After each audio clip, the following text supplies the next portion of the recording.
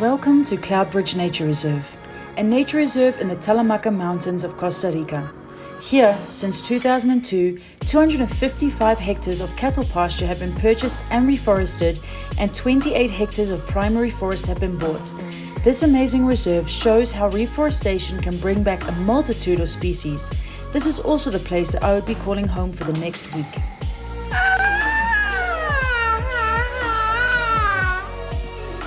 What's up, guys? Welcome back to my channel. I'm coming to you from the beautiful Cloudbridge Nature Reserve, and I'll be volunteering here for the next few days.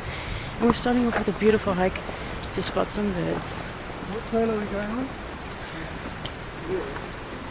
What we're looking at right now, most of it, the vast majority, is reforested or secondary growth, and so it has been planted for the past 20 years.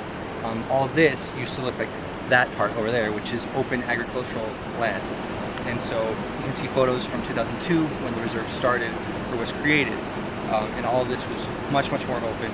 It was grass, shrubs, but there wasn't any forest. And now all of this has been replanted for almost 20 years, and it looks completely different. So that's where we're gonna go. We're gonna go to the waterfall, and it's very good for birds and wildlife in general because it's mixed habitat. It's new growth. There's lots of fruiting trees, lots of berries, flowers, and stuff like that. Well, I'm pretty happy that this trail is gonna start evening out because it is so steep, and I've only been in flat country lately, so climbing up this hill has been a little bit challenging.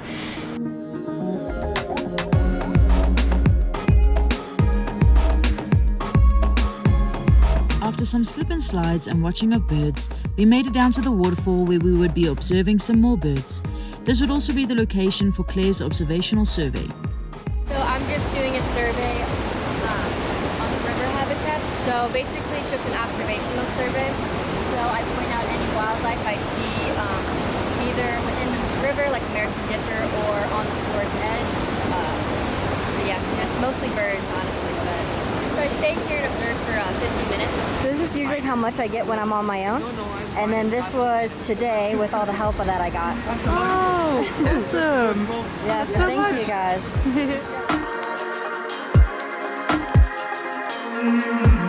Yay, well, we've almost made it back. That was a lot of fun. It's really interesting to watch other people who know a lot more about bird species, nature and wildlife species in general, and learn from them. For me so far there's been just like this huge information overload, but I love it because I suck it up like a sponge, and I love learning about this. So this was so much fun to do. That night, while we were winding down to chill, we received a WhatsApp in the group that Rio had spotted a side-striped palm pit viper on one of the trails. I have never seen people jump up and run up a hill so fast before, half in flip-flops and half with phone torches instead of actual torches. Well, that was exciting. We were already getting ready to have our movie night when we got a WhatsApp in from Rio saying that he found a viper. So everybody grabbed their shoes, grabbed their everything, and headed straight to the spot, and we found the palm viper. And wow, it was incredible. She had just had a mouse, so her stomach was bulging, but that was like really incredible to see. At Cloudbridge, they're also invested in education and research. Most people who volunteer here are doing some form of research, and lectures are also held, such as this one about climate change by Cloudbridge manager Casey. Yeah, here if you look, we've got like regulation services, cultural services, support services, provisioning services. Like there's so many different types of services that we receive from ecosystems. And so that's something that we need to kind of acknowledge in our economic systems. Which Costa Rica has actually been a pioneer in doing with its payments for environmental services plans. Okay, well tonight I am joining Mary on her survey, and it's a little bit different to what Claire is doing because Claire is surveying birds and Mary is surveying like frogs, reptiles, well amphibians more, and snakes, right? Yeah, like amphibians and reptiles, all herpetology creatures. Yay! And where exactly are we going now? Like what type of environment are we looking for to go and find these creatures? So the snakes usually follow the frogs, and the frogs are usually at like moist, wet pond areas. Mostly at night is best time to see them too. Okay, so what are the best places to look for the different animals? Oh my god, frog. Oh my word! A what? We found? You found? Wow! Why? Look at him! Oh, wow. I'm gonna take a picture and take it back to ID it. Wow. You literally got my reaction on camera. Yep. Okay, so we've been checking around the pond for a little bit. I've learned that frogs apparently have an eye shine, so that's how you can try and spot them. But I was focused on the leaves this time to try and find the knoll to see if I could find one sleeping, because the other day when we went to see the viper, I saw a knoll on the leaf as well, so I kind of know what we're looking for. Whereas with the other ones, I'm not quite sure how I'd spot them because my eye is not as well trained as some of these folks over here. But yeah, it's really cool to be going through the leaves, looking in the pond, going through all the habitat to try and see what we can find. So oh my gosh, guys, I can't believe I did it. I found a frog. Oh wow. Yeah, I don't know what he is.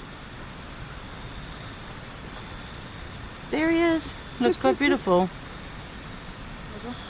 Okay, so why are we actually doing the surveys?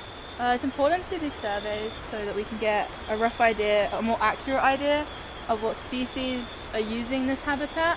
Mm-hmm. And the species that we find are actually a really good indicator of the habitat health and the richness of the habitat. Okay. So it's just like an overall idea of what you might find here. Yeah, so for example, what you were saying to me is that in a habitat that has a lot of frogs, there should be a lot of snakes. Well, yeah, usually there would be a nice amount of snakes wanting to prey upon these. On the frogs. Yeah. Okay. Well, we've made it back upstairs. Well, we spotted the 2 frogs. Now it's time to ID them and figure out what species they were.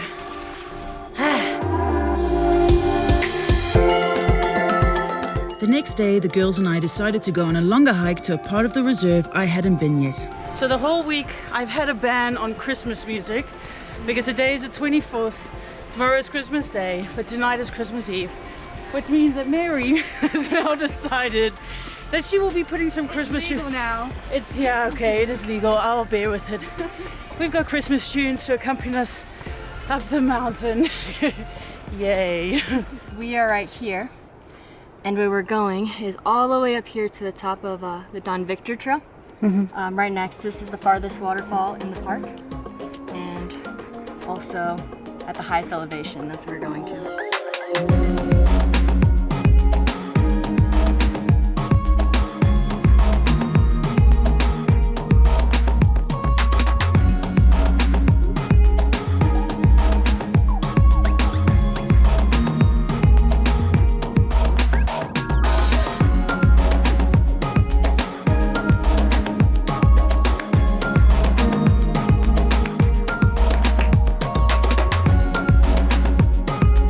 Well, we have made it back, and as you can see, I'm all dolled up. I had just had a shower, but tonight is Christmas Eve, and we're going to be doing a potluck. So I decided to put on a little bit of makeup and make myself feel good. And now I'm going to start cooking because I'm making roast potatoes with rosemary and garlic. Yum. So I'm looking forward to that. But yeah, we get to spend Christmas together with the other volunteers here this year, which is strange, but it's also really nice. So everybody's going to make a dish, and then we're going to eat together. So here are my potatoes. They are cooling down. Then I'm going to fry them. Then I'm going to put them on these trays with some garlic and rosemary, make them all yummy. What are you making, Hanu? I'm making tomato pie. Tomato pie. So this is the dough, I guess? Yeah. And then this is the filling. Look at that. Yummy. What are you making? I'm making empanadas. Empanadas with what in it? Empanadas with beans and caramelized onion, and then fried plantain with cinnamon and maybe a little bit of sugar. Ooh, fried plantain and cinnamon. So our Christmas dinner is done. Well, good morning. So yesterday was our potluck, and I can still feel all the food in my stomach. And then yesterday evening we discussed with the volunteers that we would go on a hike, which was going to be quite demanding. And guess who showed up? 2 people, plus me. So we're going to be going onto the Montagne Trail, which is like very steep, and then we're going to go even further than that. So wish me luck on this. It's going to be good to walk off these carbs from yesterday and hopefully see some birds. but it's going to be a challenging hike. We got a surprise visitor, Claire. We got a surprise visitor because we were supposed to leave at 7. Claire was just saying she woke up at 7:30 and she just came running up this mountain, guys. Oh, that's so funny. The great thing about being at Cloudbridge is the freedom to go on hikes like this one.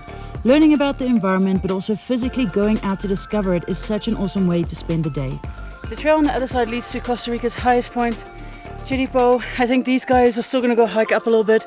I'm turning around here at the gate, saying goodbye to them, and then going down to call some family for Christmas. Oh, but I'm also glad that I'm going down and don't walk up anymore. Goodbye. Oh, I'm going to miss you. Bye, be safe. We don't make it back by Sundance and yeah, exactly. Okay. Bye. Have fun. Nobody gave a good dramatic goodbye like me. Bye. Goodbye, mate. I'm crying. Allow it. Have fun. Well, there we go.